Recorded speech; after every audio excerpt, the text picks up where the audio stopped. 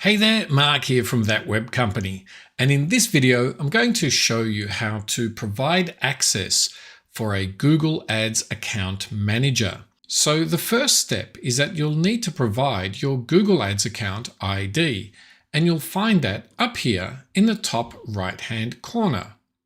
Now once you've provided that, the Google Ads partner is going to invite you to provide access.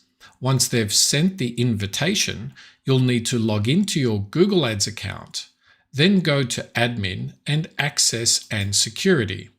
Once you're in there, you'll need to go across to Managers, and in here you'll see the link Request. To accept a request, all you need to do is click on Accept.